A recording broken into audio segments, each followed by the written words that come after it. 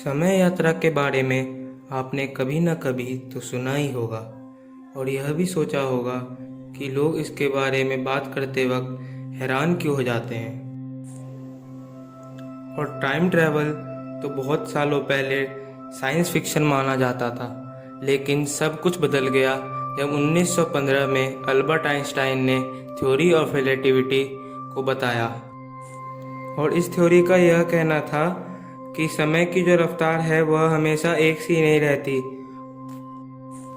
इस थ्योरी का यह कहना था कि समय अपनी रफ्तार को कम या ज़्यादा कर सकती है। टाइम की फ्लो जो है वह असल में हमारे स्पीड पे निर्भर करती है। यह सब बातें इस थ्योरी ऑफ रिलेटिविटी में साइंटिफिकली प्रूवन था। व्हाट? इसका मतलब टाइम ट्रेवल पॉसिबल है? जी हाँ, बिल्कुल। अब यह कोई साइंस फिक्शन नहीं रहा। टाइम ट्रैवल दो प्रकार के होते हैं। पहला, टाइम ट्रैवल करके भविष्य में जाना, और दूसरा, टाइम ट्रैवल करके पिछले वक्त में जाना।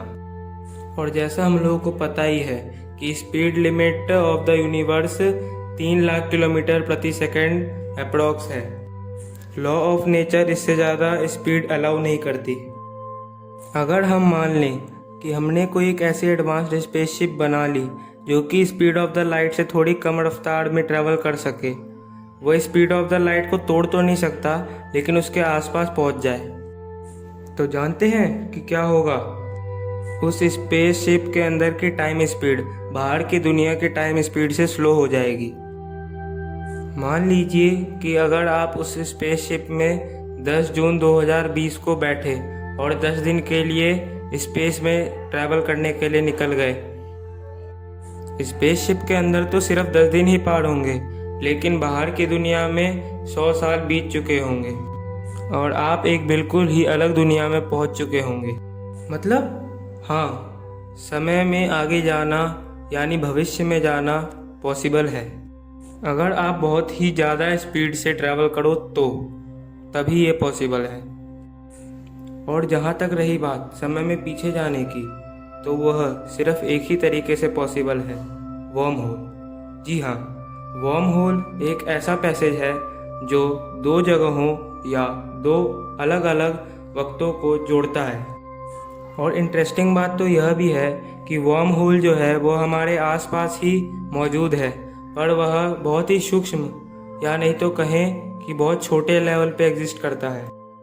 साइंटिस्ट का यह मानना है कि अगर हम किसी भी तरीके से वर्म होल को कैप्चर कर उसे मैग्नीफाई कर लें और उसमें चले जाएं, तो हम समय में पीछे जा सकते हैं। इसका मतलब समय में पीछे जाना भी पॉसिबल है?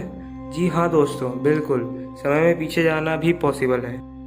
लेकिन आज की तारीख में टेक्नोलॉजी में ना तो उतनी रफ्तार वाली स्पेसशिप बनाना मुमकिन है और ना ही वर्म होल को कैप्चर कर मैग्नीफाई करना मुमकिन है। लेकिन हम यह उम्मीद कर सकते हैं कि इन फ्यूचर बेटर टेक्नोलॉजी की मदद से हम टाइम ट्रैवल को पॉसिबल कर पाएँ और समय में आगे या नहीं तो पीछे जा पाएँ। अगर यह हमने कर लिया तो यह मानव सभ्यता की सबसे बड़ी सफलता होगी। उम्मीद है यह वीडियो आपको इन्फॉर्मेटिव और अच्छी लगी हो। कमेंट कीजिए किसी भी सुझाव के लिए और बताइए कि अगली वीडियो आपको किस टॉपिक पे चाहिए। लाइक, शेयर और सब्सक्राइब करना ना भूलें और कभी भी बाहर निकलें तो सोशल डिस्टेंसिंग, मास्क और हाथ धोने का ध्यान रखें। Thanks for watching. Bye bye.